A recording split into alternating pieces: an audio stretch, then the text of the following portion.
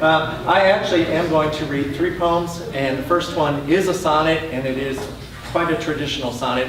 I write mostly in form, actually, and this one will take you back to last summer. If you remember it was hot and dry. Summertime. The willow yellows with each passing day. Only July, too early for these leaves to change their hues, yet cypress needles splay beneath canopies gone to rust, and sheaves of bark from sycamores curl at the trail. The purple horseman now is gray, and green has faded from the field, wheat-colored, frail. The drought is real, but not unforeseen in Texas. Miles of sky and not a speck of cloud. Just waves of heat rising like vines once did before withering. Mud and dreck. The lakes down to nothing. Mosquitoes blind. Even the waterfowl seek shade. This park too sere for the start of a long, dry arc. The form I've actually been working on mostly the last 2 years has been the guzzle, and I've got a whole series of them that start with lines from Emily Dickinson, and this is one of them. It's called Passing of the Matriarch. This was in the white of the year when August took its bite of the year. The sun scoured our pebbled hopes, left no traces of blight on the year. Bark peeled and leaves left like phantoms. Something was not right with the year. Scorpions entered our gray homes, offered little fight through the year. We counted our tears like savings, bankrupt as the night of the year. Prayers made thuds in the crackled earth. Muscles lost their might through the year. Each day we wallowed in sorrow, staggered through this plight on the year. Absence palpable as razors devoured all delight from the year. Death was a spell lifted at last, possibly the height of the year.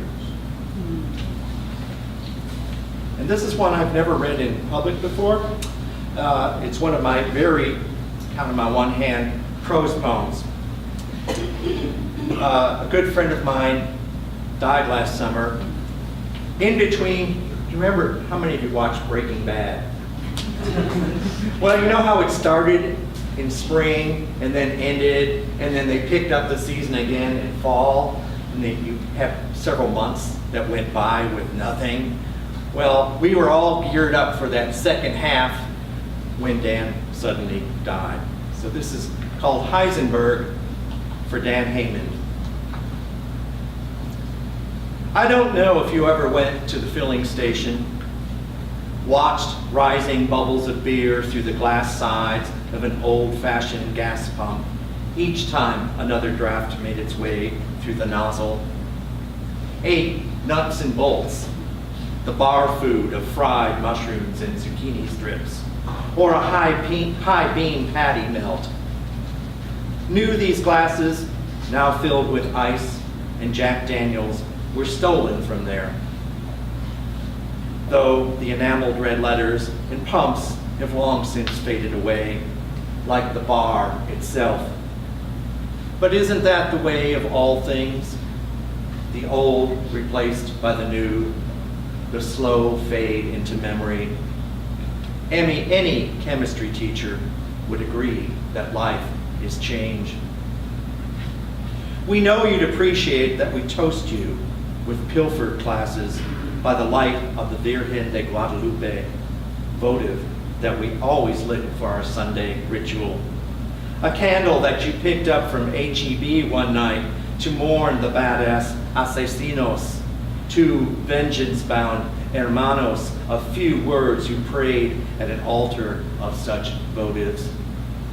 La Virgen is buried in wax to her shoulders, so that in the darkness her head glows as if she's blessed with a real halo. Her prayer, inscribed on the back in Spanish and English, implores a confidence you always live with. No patience for a Catholic faith or humility. Without you, we now begin the final season of Walter White and his alter ego Heisenberg, who have outlasted you with those television lives that go on forever. We hear a fly whacking the window pane, listen for your asthmatic breathing, miss you at the commercial breaks, scraping a bowl of ice cream to get every last bit of chocolate syrup and whipped cream, voracious to the end. An unopened can of Ready Whip lingers in our refrigerator, maybe for the very last episode. Only 7 more to find out if the characters' fates will fulfill your predictions. In the meantime, we'll watch Breaking Bad with glasses of Jack, this tacky candle, and your spirit. In the meantime, tread lightly, dear friend, tread lightly. Thank you.